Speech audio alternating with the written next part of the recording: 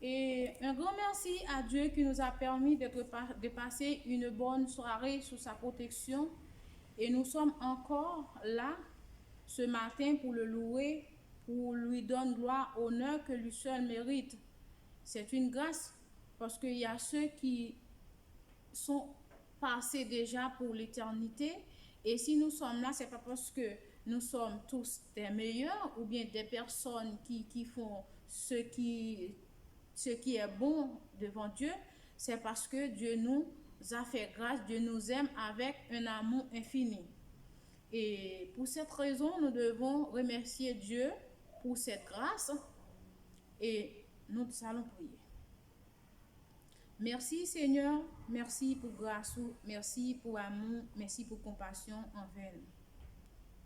Nous te remercions spécial parce que Seigneur, nous te dormi, nous réveiller, ou permettre nous Seigneur, réveiller sous onction, c'est une grâce spéciale.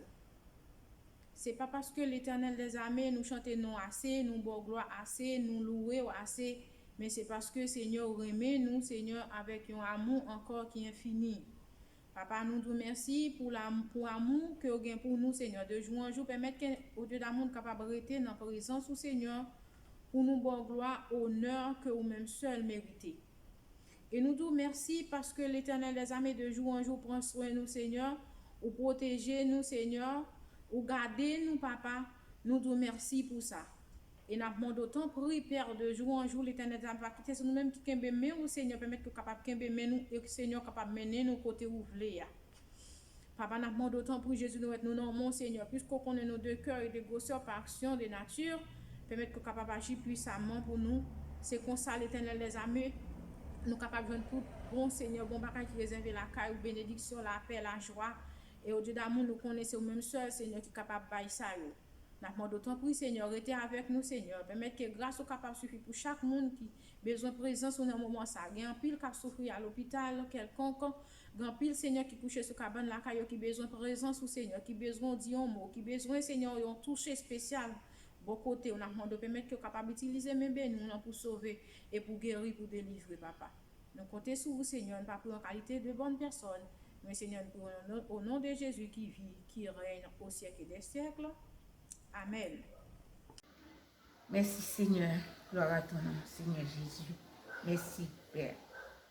Dans des Chroniques chapitre 7, le verset 14 nous dit, si mon peuple sur qui est invoqué mon nom, s'humilie, prie et cherche ma face, et s'il se détourne de ses mauvaises voies, je l'exaucerai des cieux, je lui pardonnerai son péché et je guérirai son pays.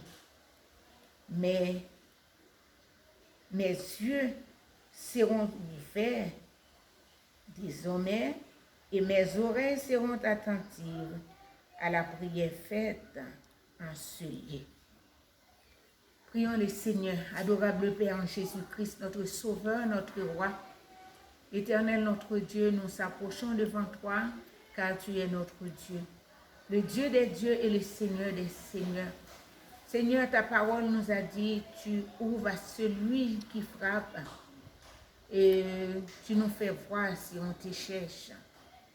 Seigneur, nous sommes à tes pieds, en ta présence, pour te prier pour la population de la Guyane. Le département de la Guyane en ce moment, Seigneur, qui traverse un moment difficile par rapport à la pandémie COVID-19. Seigneur, nous sommes à tes pieds pour te prier, pour te demander pardon et te demander grâce pour ton peuple. Seigneur, aide-nous. Exaucez-nous, Seigneur Dieu. Je te prie pour tes enfants et je te prie aussi pour tes soignants, Seigneur. Les soignants, les médecins, les infirmiers et les infirmières qui prennent soin des malades, Seigneur Dieu. Je te prie, s'il te plaît, Seigneur, de les aider. Donne-les les forces, le courage pour affronter ce moment difficile. Bénis ton peuple. Bénis tes enfants. Il y a qui sont à l'hôpital, qui souffrent. Les personnes âgées qui sont à l'EHPAD. Les enfants qui sont malades, Seigneur Dieu. Et les adultes. Je te prie, Seigneur, de les visiter. Car tu es le Dieu qui fait voir les aveugles, qui fait entendre les sourds et qui fait marcher les boiteux. Seigneur, nous savons que tu es un Dieu capable, le Dieu qui peut nous délivrer, le Dieu qui peut nous exaucer. Exaucez-nous, Seigneur. Écoute notre prière.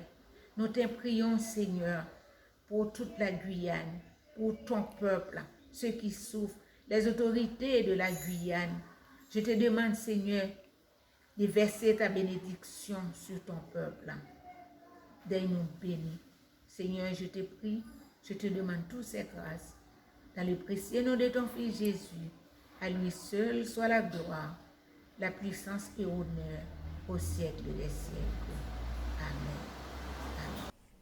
Bonjour mes frères et sœurs, nous allons prier pour la situation dans le monde entier concernant le Covid-19.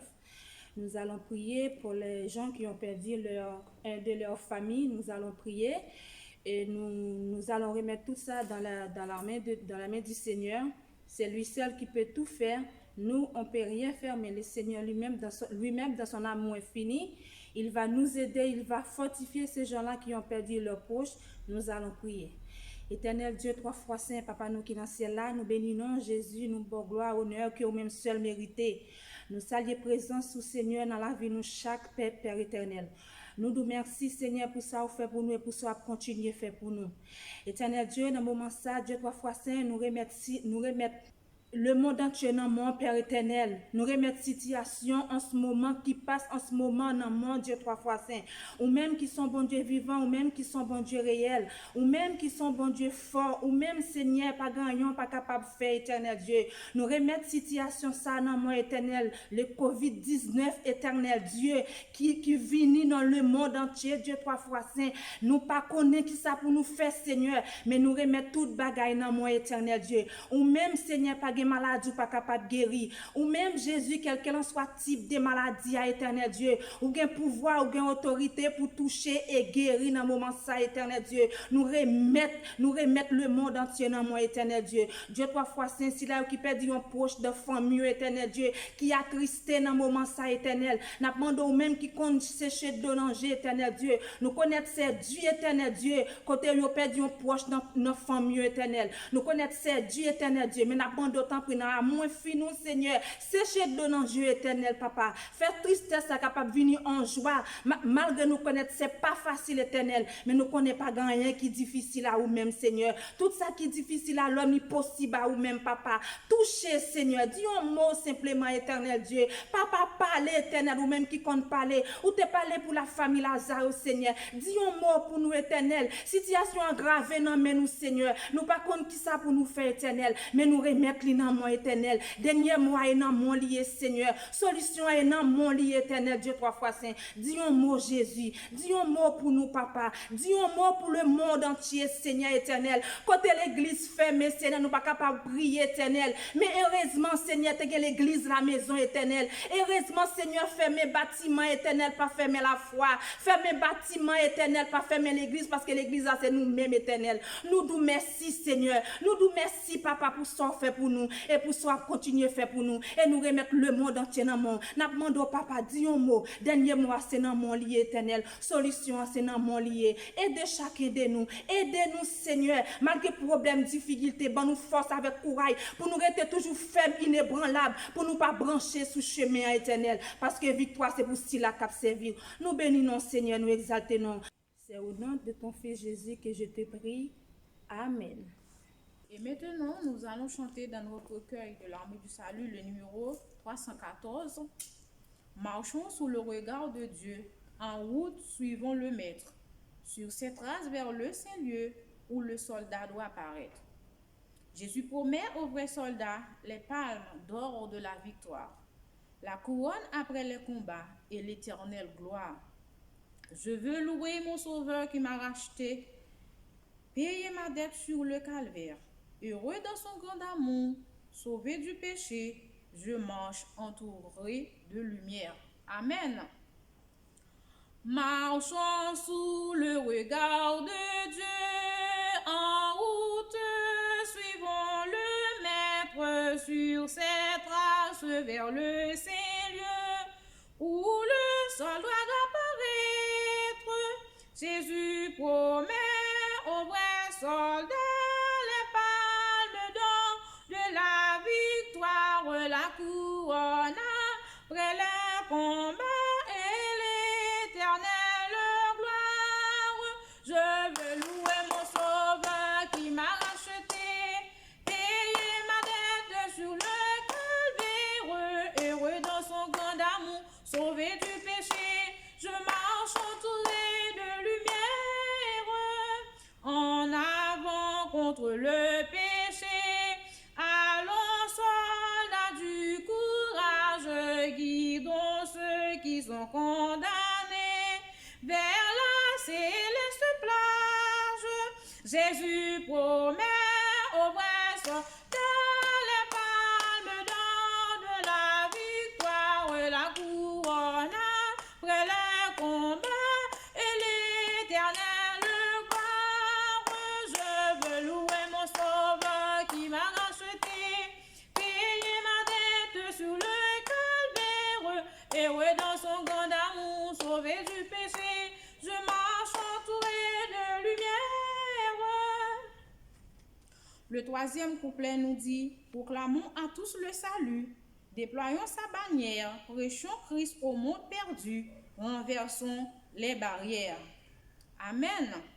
Proclamons à tous le salut, déployons sa bannière, prêchons Christ au monde perdu, renversons les barrières.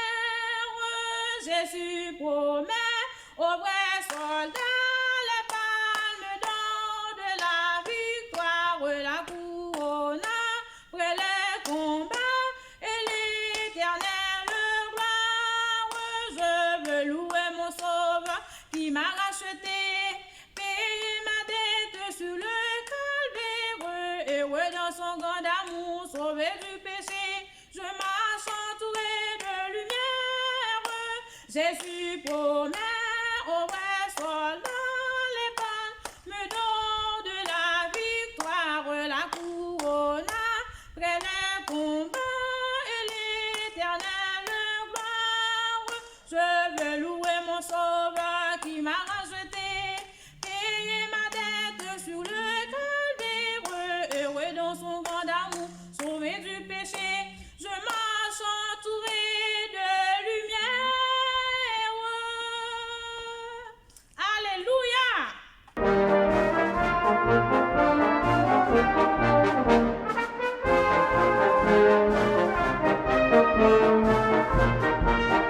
C'est toujours agréable de faire des affaires avec mon vigneron favori. Voilà pour toi. Ce n'est pas la somme que j'attendais. Nous avons dû augmenter nos prix. Oh. Ah bon, j'ose espérer que la qualité du raisin est toujours aussi bonne et même meilleure. Nous ne vendons que du raisin de qualité supérieure, je vous le garantis.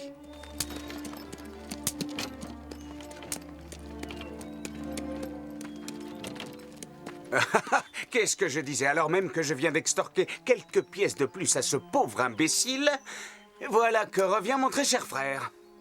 À propos de l'autre jour, Sahara, j'étais en colère. Et je te demande pardon. Ce que je voulais te dire, c'est que nous devrions exploiter cette vigne comme notre père l'aurait fait. Tu n'as pas changé. Fiche le camp. Mais nous sommes frères, Sahara. Nous devons pouvoir nous entendre. Je n'ai pas envie de discuter avec toi. C'est moi qui prends les décisions et tu devras te plier à ma volonté. J'ai été stupide de croire que je pourrais te faire entendre raison. Oui, j'ai toujours pensé que tu étais stupide.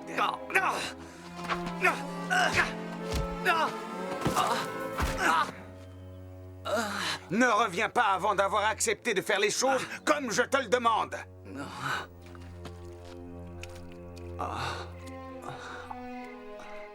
Aimer ses ennemis, c'est absurde. Jésus n'a jamais dit que tes ennemis t'aimeraient pour autant. Je veux mon héritage. Vas-tu m'aider ou non? Va rencontrer Jésus. J'ai déjà fait comme il a dit et j'ai failli me faire tuer. Cette fois, va lui parler.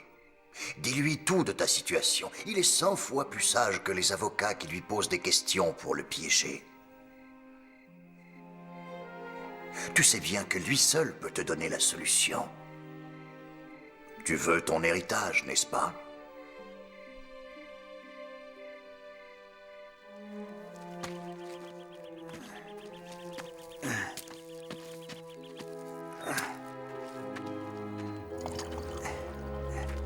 On n'a plus de place pour mettre ce raisin à l'abri.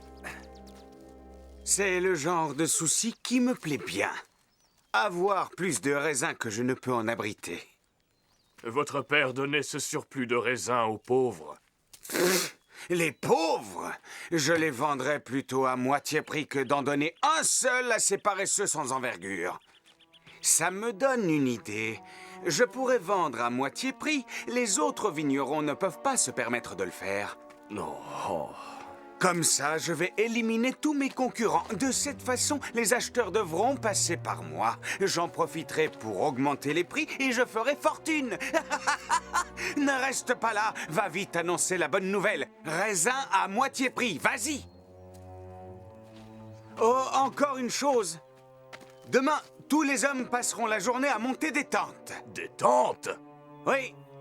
Il me faut toute la terre pour mon vignoble. J'ai donc décidé de démolir leur cabane. Mais maître Sahara, quand l'hiver sera là... Ils auront tout le temps de fabriquer des couvertures.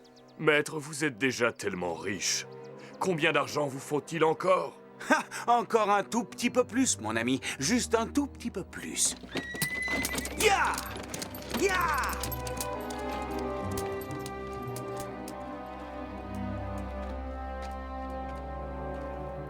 Je croyais que vous achetiez tout votre raisin au fils de Gédéon. Oui, c'était mon habitude, mais depuis que Gédéon est mort, je n'aime pas beaucoup y aller pour acheter mon raisin. Ce Sahara est fort en affaires. Il achète tous les petits vignobles pour des bouchées de pain. Et il essaye de mettre les autres en difficulté.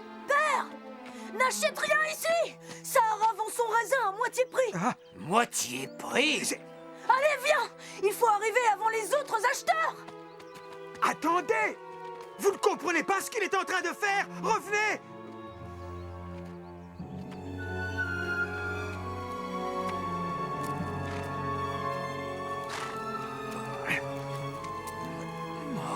Je n'en peux plus. Ne pourrions-nous pas demander à ses clients de revenir demain? Les serviteurs vont devoir travailler toute la nuit. Dis-leur qu'ils peuvent partir si ça ne leur plaît pas.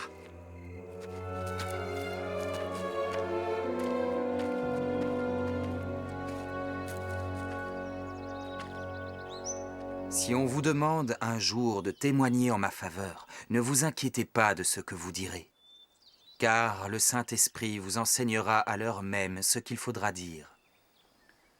Maître, je t'en prie, tu veux bien dire à mon frère de partager avec moi notre héritage? Qui suis-je pour juger et faire le partage de votre héritage? Méfie-toi de l'avarice et de l'envie, car la vie d'un homme ne dépend pas de ses biens, fût-il dans l'abondance. Tu connais l'histoire de cet homme riche dont la terre avait donné une si belle moisson qu'il s'était demandé « Qu'est-ce que je vais faire? Je n'ai pas de place pour engranger ces fruits. » Mais il aimait tellement posséder toute cette moisson qu'il démolit ses bâtiments pour en construire de plus grands. Quand ce fut fait, il se dit « Je peux en profiter pendant des années. Maintenant, je n'ai plus qu'à boire, manger et être heureux. » Mais Dieu lui répondit « C'est insensé. Cette nuit même, ton âme te sera redemandée. Et tout ce que tu as préparé, pour qui cela sera-t-il?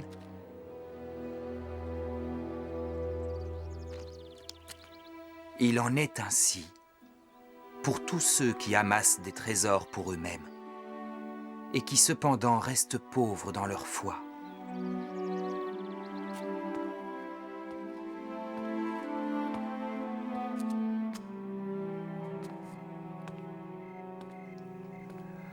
Que voulait-il dire avec cette parabole? Qu'est-ce que ça veut dire? Je crois qu'il l'a expliqué, non? Oui, d'accord. L'homme riche aimait les richesses plus que Dieu. Mais pourquoi m'avoir dit ça? Parce que je veux mon héritage? C'est mal? Il a dit de me méfier de l'envie. Je ne suis pas envieux, je veux la justice. Mon héritage m'a été volé. C'est ça qui est mal. Et je me battrai pour l'avoir. Jusqu'à mon dernier jour.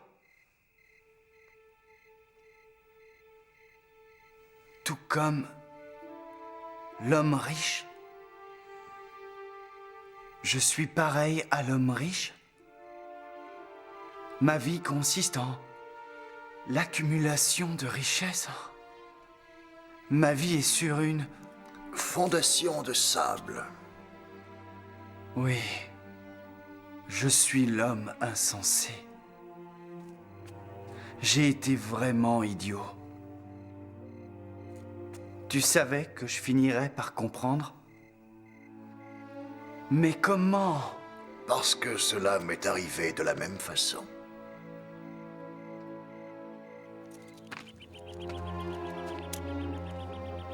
Désolé que tu aies dû vendre ton vignoble. Ces terres appartenaient à ma famille, depuis 200 ans. Ne t'inquiète pas, je vais en prendre bien soin. Ton père aurait honte de toi, tu sais. Mon père ne comprenait rien aux affaires. Peut-être, mais il savait ce qu'était la bonté, lui. Hé!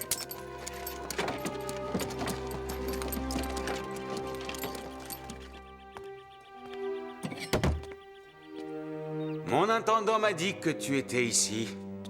Oui, je suis venu pour... Oh, je sais exactement pourquoi tu es revenu. Notre petit vignoble est devenu le plus grand de tout Israël, mais si tu crois que je vais le partager en deux, tu te trompes lourdement. Je ne veux plus ma part, Sarah. Je veux juste te dire adieu. Adieu? Oui.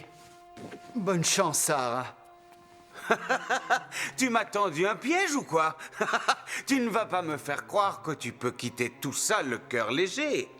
Pourtant, crois-le ou non, c'est le cas. Au revoir, Sarah. Hein?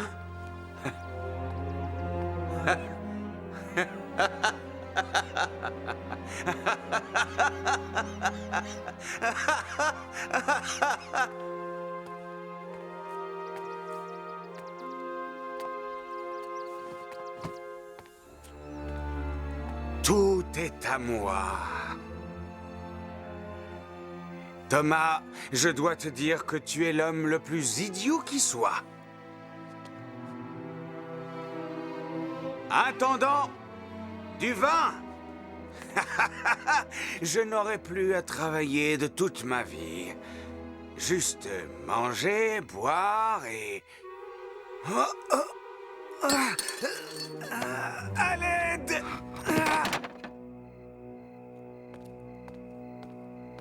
Maître Sarah? Maître Sarah?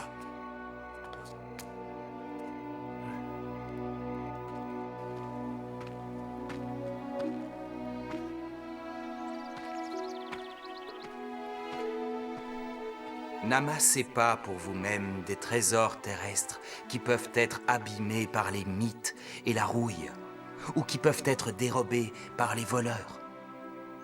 Amassez plutôt des trésors qui vous serviront pour le ciel et qui ne peuvent être abîmés par les mythes et la rouille ou dérobés. Car sachez que là où seront vos trésors, se trouvera aussi votre cœur.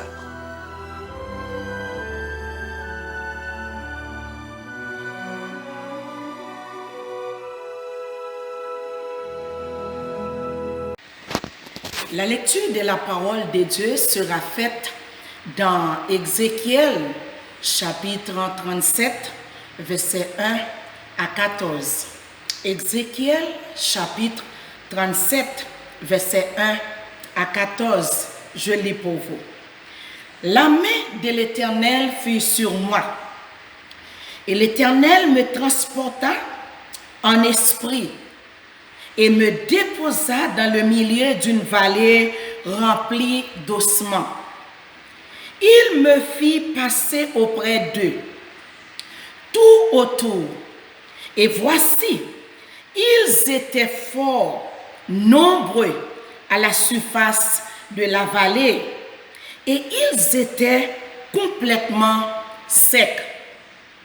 Il me dit, Fils de l'homme, ces eaux pourront-ils revivre? Je répondis, Seigneur éternel, tu le sais. Il me dit, prophétisez sur ces eaux et dis-leur, ossements desséchés, écoutez la parole de l'Éternel.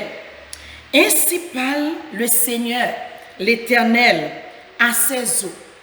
Voici, je vais faire entrer en vous un esprit et vous vivrez. Je vous donnerai des nerfs. Je ferai croître sur vous de la chair. Je vous couvrirai de la peau. Je mettrai en vous un esprit et vous vivrez. Et vous saurez que je suis l'Éternel. J'ai prophétisé selon l'ordre que j'avais reçu. Et comme je prophétisais, il y eut un bruit. Et voici, il se fit un mouvement, et les eaux s'approchèrent les uns des autres. Je regardai, et voici, il leur vint des nerfs, la chair crue, et la peau les couvrit par-dessus. Mais il n'y avait point en eux d'esprit. Il me dit, prophétisez et parlez à l'esprit. Prophétisez, fils de l'homme, et dit à l'esprit, ainsi parle le Seigneur, l'Éternel. Esprit, viens des 4 vents, souffle sur ces morts, et ils revivent. Je prophétisai selon l'ordre qu'il m'avait donné, et l'Esprit entra en eux, et ils reprirent vie, et ils se tinrent sur leurs pieds. C'était une armée nombreuse, très nombreuse. Il me dit, Fils de l'homme, ces eaux, c'est toute la maison d'Israël. Voici, ils disent, nos eaux sont desséchées, notre espérance est détruite, nous sommes perdus. Prophétisez donc et dis-leur, ainsi parle le Seigneur l'Éternel, voici, j'ouvrirai vos sépulcres, je vous ferai sortir de vos sépulcres, ô mon peuple, et je vous ramènerai dans le pays d'Israël. Et vous saurez que je suis l'Éternel lorsque j'ouvrirai vos sépulcres et que je vous ferai sortir de vos sépulcres, ô mon peuple. Le dernier verset pour en terminer. Je mettrai mon esprit en vous et vous vivrez. Je vous rétablirai dans votre pays et vous saurez que moi, l'Éternel, j'ai parlé et agi, dit l'Éternel. Passer un moment sur ce sujet. Y a-t-il encore de l'espoir pour vous? Y a-t-il encore de l'espoir pour vous? Ézéchiel chapitre 37, verset 3 nous dit, il me dit, Fils de l'homme, ces eaux pourront-ils revivre? Quand les enfants d'Israël vivait des moments difficiles en exil dans d'autres pays. Dieu appela les jeunes Ézéchiel, âgés de 30 ans, pour présenter un message d'espoir à son peuple. Les enfants d'Israël étaient en difficulté.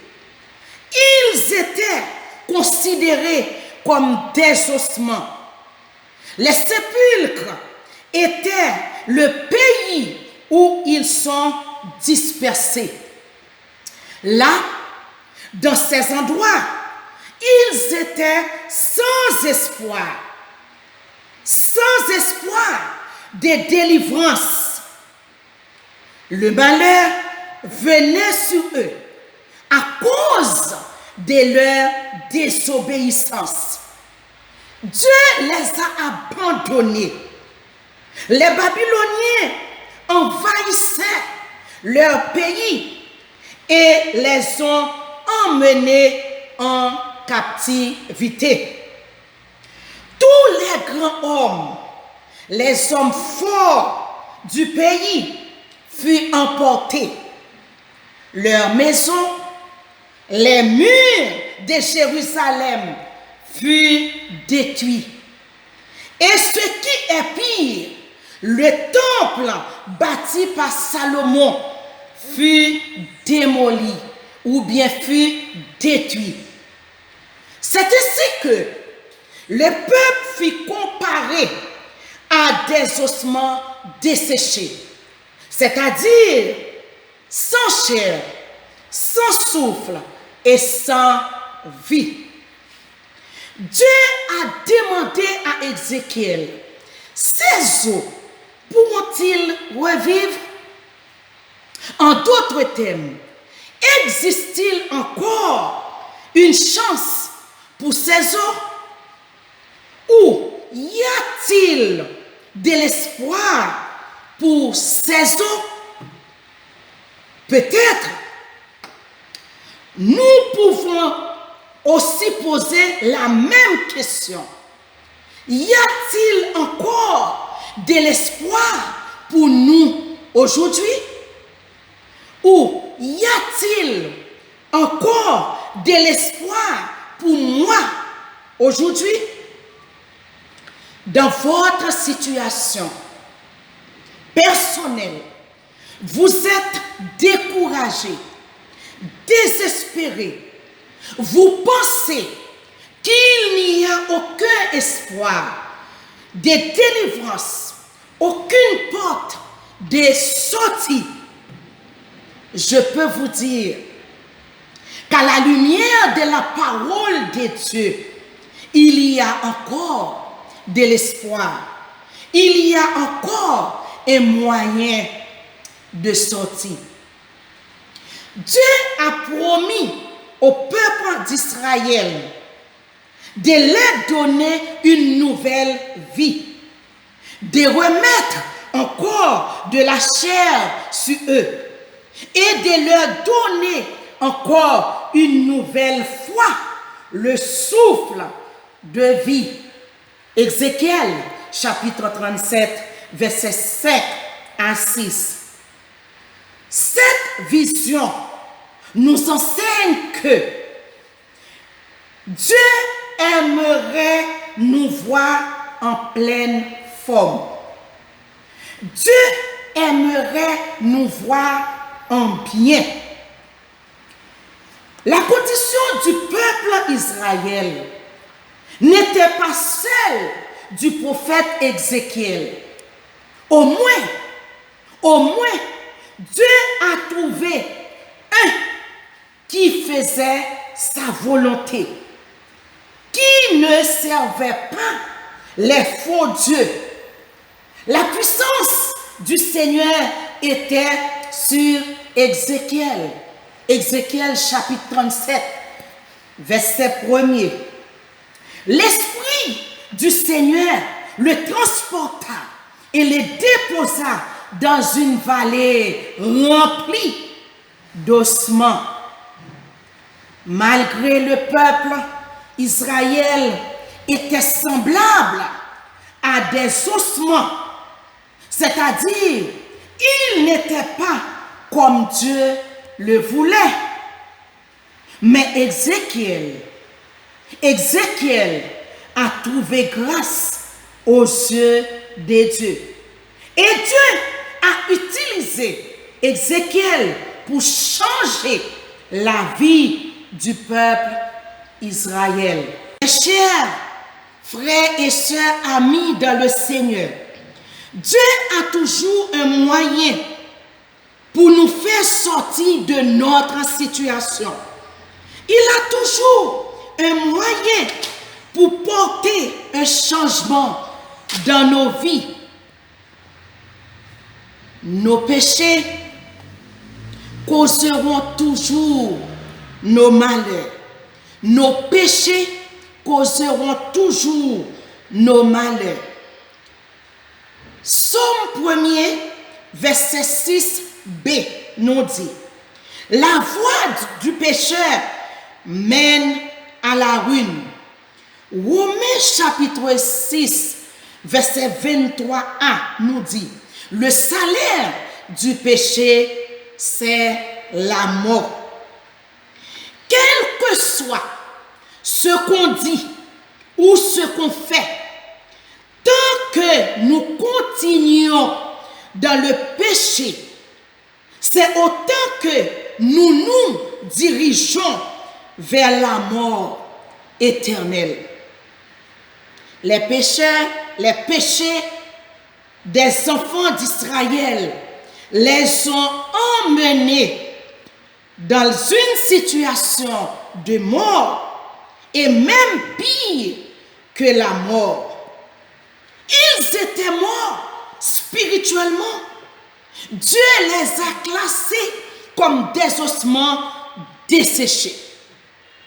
Mes chers frères et sœurs amis dans le Seigneur, le prophète Ésaïe nous dit dans le chapitre 59, versets 1 à 2, non, la main de l'Éternel n'est pas trop courte pour sauver, ni son oreille trop dure pour entendre, mais ce sont vos crimes qui mettent une séparation entre vous et votre Dieu. Ce sont vos péchés qui vous cachent sa face et l'empêchent de vous écouter. Mais il y a de l'espoir si nous nous détournons de nos mauvaises voies et si nous confessons nos péchés. 1 Jean chapitre 1er verset 9 nous dit: si nous confessons nos péchés à Dieu, il est fidèle et juste pour nous les pardonner et pour nous purifier de toute iniquité. Il y a encore de l'espoir pour ceux qui viennent au Seigneur. Matthieu chapitre 11 verset 28 nous dit: venez à moi, vous tous qui êtes fatigués et chargés, je vous donnerai du repos. Il y a encore une chance ou de l'espoir pour ceux qui se répandent. Voyons ensemble Ézéchiel chapitre 18, versets 21 à 23. Ézéchiel chapitre 18, versets 21 à 23. Si le méchant revient de tous les péchés qu'il a commis, s'il observe toute loi et pratique la droiture et la justice, il vivra, il ne mourra pas. Toutes les transgressions qu'il a commises seront oubliées. il vivra à cause de la justice qu'il a pratiquée. Ce que je désire, est-ce que le méchant meurt? Dit le Seigneur, l'Éternel. N'est-ce pas qu'il change de conduite et qu'il vive? Et qu'il vive. Parce que les enfants d'Israël, mes bien-aimés, ont répondu au message du prophète Ézéchiel. Dieu les a fait grâce et les a pardonnés. La chair venait sur les os et la peau les couvre. Ézéchiel, chapitre 37, verset 8. Il n'y a pas encore de vie ou de souffle de vie ou d'esprit. L'esprit entra en eux. Ézéchiel 37, verset 10. Ils ont reçu le souffle de vie. Ils ont sorti du tombeau. Ils se sont debout sur leurs pieds comme une grande armée. Ézéchiel 37, verset 10. Pensez-vous que Dieu peut changer votre situation? Quelle que soit votre situation, pensez-vous que vous arrivez trop loin et que vous ne pouvez pas revenir? Vous êtes en train de souffrir et que vous dites, il n'y a plus d'espoir pour vous. Il y a encore une chance. Il y a encore de l'espoir pour vous en Jésus-Christ. Matthieu 11, verset 28, nous dit, venez à moi, vous tous qui êtes fatigués et chargés, je vous donnerai du repos. L'espoir, la victoire ou la délivrance est pour tous et peu n'importe pour n'importe qui que vous soyez. Il y a encore une chance, il y a encore de l'espoir pour vous en Jésus-Christ, notre Seigneur. Venez à moi, vous tous qui êtes fatigués et chargés, je vous donnerai du repos. Que Dieu vous bénisse. Alléluia. Alléluia. Aujourd'hui, nous allons louer le nom du Seigneur et j'espère que vous êtes prêts pour louer avec nous. Amen. Amen. Il n'y a personne comme Jésus au milieu des fils de Dieu. Nul n'est comparable à Jésus parmi tous les fils des hommes. Il n'y a personne comme Jésus au milieu des fils de Dieu. Nul n'est comparable à Jésus parmi tous les fils des hommes. Oh, j'ai cherché, il n'y a personne. J'ai fouillé par là. J'ai tourné dans le monde entier. Il n'y a personne comme lui. Oh, j'ai cherché, il n'y a personne. J'ai fouillé par là. J'ai tourné dans le monde entier. Il n'y a personne comme lui. Il n'y a personne comme Jésus. Non, au milieu des fils de Dieu. Oh, il est comparable à Jésus. Oh, parmi tous les fils des hommes. Oh, j'ai cherché, il n'y a personne. J'ai fouillé par là. J'ai tourné dans le monde entier.